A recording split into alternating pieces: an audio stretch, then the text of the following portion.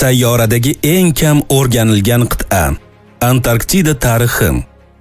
Antarktida ko'pchilik qit'alar bilan solishtirganda shunchaki o'lik. U yerda pingvinlar va muzdan boshqa hech narsa yo'q. Yana uchrashguncha, xayr do'stlar. Ammo jiddiy aytganda, Antarktida qolganlardan kam bo'lmagan yorqin voqealarga ega qit'a. Iqlim, yuk tashish va savdo borasida Antarktida hozir juda muhim ishni bajarmoqda. Keyingi 1-2 daqiqada biz bu haqida ham, qit'a tarixi haqida ham gaplashamiz. Siz Antarktida muzsiz qanday ko'rinishga ega bo'lishini, nima uchun sovuq urush davrida harbiy bazaga aylanishi mumkinligini va Avstraliya bu nomni qit'adan qanday o'g'irlaganini bilib olasiz. Keling, boshidan, antik davrdan boshlaymiz. Antarktida o'z tarixining 99% Avstraliya yoki Janubiy Amerikadan farq qilmaydigan quruqlik bo'lagi bo'lgan. Aslida Antarktida bu qit'alar bilan uzviy aloqalarga ega deyish mumkin. Ular bilan birgalikda Afrika, Arabiston va boshqa hududlar taxminan 500-800 million yil oldin tashkil topgan Gondwana superkontinentining bir qismi edi. Gondwana o'z navbatida Pannotia superkontinentining bir qismi bo'lgan. Keyin esa taxminan 335 million yil oldin taniqli Pangeyaga aylangan. Shunday qilib, qachonlardir bir qismi bo'lgan Janubiy Amerika geologik jihatdan Antarktidaning g'arbiy qismiga o'xshardi.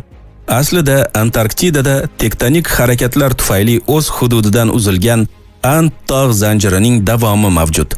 Sharqiy qismi o'z navbatida Avstraliya va Okeaniyaga yaqin, hatto Antarktida ham Tinch okeanining vulqonli olov halqasining bir qismidir. U yerda sayyoramizning eng janubiy va faol vulqonlari mavjud. Deyarli 4 kilometr balandlikdagi Erebus juda faol va oxirgi marta tom ma'noda 2020-yilda otilgan. Umuman olganda Antarktida qandaydir tarzda dunyo shov-shuvidan ajralgan emas. Bu burchakka haydalgan introvert emas, balki turli kutilmagan oqibatlarga sababchi bo'ladigan to'laqonli qit'a. Bundan tashqari, texnik jihatdan yerda ko'proq muz tarixan janubda emas, balki sayyoraning shimolida bo'lgan. U yerda hayot qizg'in pallada edi. Bir paytlar qit'ani toptab tashlagan glatsializavrlar, tritilodantillar va boshqa dinozavrlarning qoldiqlari allaqachon topilgan. Bundan tashqari, Antarktidadan uzunligi 12 metr va og'irligi taxminan 13 tonna bo'lgan sayyoradagi eng kattalardan biri hisoblangan plesiozavrlarning qoldiqlari topilgan. Bu tushunarli. Bor davrining oxirida dinozavrlar yo'q bo'lib ketishidan oldin materikda o'rtacha yillik harorat 11,7 daraja bo'lgan yumshoq, nam iqlim hukmronlik qilgan. Bu xuddi London, New Yorkdagi kabi va Berlindagidan issiqroq. Geologik me'yorlar bo'yicha xuddi kechagina hamma narsa o'zgarib ketdi. 100 millionlab yillar davomida Antarktida tirik va yashil bo'lib kelgan. Gondwana 150 million yil oldin parchalana boshlaganida ham hammasi yaxshi edi. Qit'a Avstraliya va Janubiy Amerika bilan quruqlikdagi ko'priklar orqali bog'langandi. Faqat endi bu ko'priklar bir-biridan uzoqlashdi. Xuddi o'rgimchak odamdan Gwen Stacy uzoqlashgani kabi. Va 34 million yil oldin ular nihoyat uzildi. Agar ular shunchaki ajralishsa yaxshi bo'lardi. Hayvonot dunyosi bundan battar vaziyatlarda ko'chib o'tish qobiliyatini bir necha bor namoyish etgan. Ajralish bilan undan yuqoriga harakatlangan oqim Antarktidani o'ziga qaytib qit'a bo'ylab aylana boshladi. 21 noyabrda Nature jurnali qit'aning muzga aylanishi uchun Janubiy Amerika va Antarktida o'rtasida tom ma'noda bir necha 100 metr suv kerakligini hisoblab chiqdi. Bu birgina misol emas. Yangi tadqiqotlar shuni ko'rsatadiki, Antarktida atrofidagi janubiy oqimning yopilishi bilan birga muzlik davri butun sayyorani qamrab, hatto eng chekka burchaklarga ham ta'sir o'tkazgan. Shunday qilib, millionlab, balki milliardlab yillar tinch hayotdan so'ng Antarktida hozirgi ko'rinishida shakllana boshladi. Qit'ani qoplagan muz qatlami 14 million kvadrat kilometrni tashkil etdi. Bu Avstraliyadan 2 baravar, Janubiy Amerikadan deyarli biroz kattaroq. U sayyoradagi barcha chuchuk suvning 61% va yer usti chuchuk suvining 90% o'z ichiga oladi. Agar muzlar erib ketsa, u holda jahon okeanining suv darajasi 70 metrga ko'tariladi. Natijada Britaniyaning yarmi, Shimoliy Yevropa va Qrim bilan xayrlashishga to'g'ri keladi. Avstraliya esa ichki dengizga ega bo'ladi. Bu dahshatli eshitiladi, lekin umuman olganda Yerning yashashga yaroqli hududlarining umumiy maydoni bunday vaziyatda unchalik zarar ko'rmaydi. Darhaqiqat, muz ostidagi Antarktida Yevropadan kattaroq qit'a bo'lib, u eng kattalar ro'yxatida 5-o'rinni egallaydi. Faqat bu biz xaritada ko'rgan dumaloq emas, balki Avstraliyaga o'xshash plato va bir qator orollardan iborat bo'ladi. Darhaqiqat, qalinligi ba'zi joylarda 4 kilometrga yetadigan muz qoplami Antarktidani sayyora qa'riga kuchliroq itargan. Xususan, muz shu qadar qattiq bosganki, qit'a dengiz sathidan 500 metrga tushib ketgan. New York, Odessa va Sankt-Peterburg aholisi bu borada ancha oldinda. Ta'sirchan fotosuratlar va global isishning hissiy manipulyatsiyasiga qaramay, Antarktidadagi muzliklar darajasi hozir faqat mahalliy darajada o'zgarib bormoqda. Bundan tashqari, olimlar bir necha yil davomida tadqiqotlar o'tkazib, global isish aksincha qit'aning muz qoplami qalinligini oshirishini ta'kidladilar.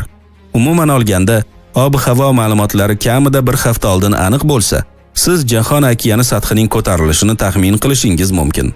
Antarktidani birinchi ko'rgan odam 1820-yil 27-yanvarda butun dunyo bo'ylab amalga oshirilgan ekspeditsiyasida qit'aga yaqin kelgan Fadday Bellingsgausen hisoblanadi.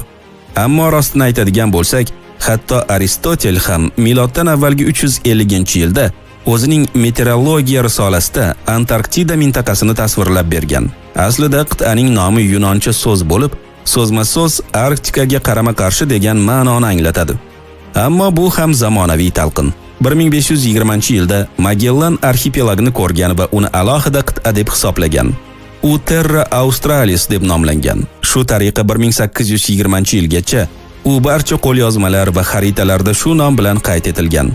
Avstraliyaning o'zi 1644-yildan boshlab New Gollandiya nomi bilan atalgan. Faqat 1824-yilda Buyuk Britaniya o'z qit'asi uchun Avstraliya nomini o'g'irlagan. Antarktida esa o'zining hozirgi nomini Yunonlardan olgan. Tarix shundan iborat. 20-asr boshlarida insoniyat uchun an'anaviy bo'lgan koloniyalar poygasi boshlandi. Qo'shma Shtatlar, SSSR, Shvetsiya, Belgiya va Germaniya bu hududga da'volarni e'lon qildi. 1939-yilda Nemis ekspeditsiyasi svastikalar bilan havodan bombardimon qiladi va bu hududni yangi Svabiya deb nomlaydi. Uni 3-Reyx mustamlakasi deb e'lon qiladi. Bu albatta natsistlar Antarktidada baza o'rnatgan, u yerda uchar likopchalar qurgan va imperator droidlarni sinovdan o'tkazgan degan fitna nazariyasiga sabab bo'lgan. Haqiqat har doimgidek ancha zerikarli. Ikkinchi jahon urushida Germaniya qit'a yaqiniga bosqinchiga aylantirilgan atiga 9 ta savdo kemasini yuboradi.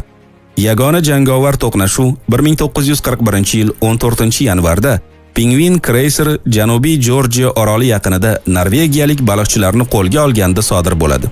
1943-yildan 1946-yilgacha inglizlar tomonidan Antarktidada fashistlarning suv osti kemalari bo'lgan yashirin 211-bunkerni qidirish amalga oshirilgan Tabarin operatsiyasi ko'pchilikka ma'lum. Aslida nemis floti qoldiqlarini qidirish faqat ishonchli bahona edi xolos.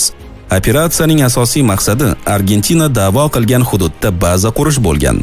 Inglizlar Tabarin davomida shunday qildilar ham.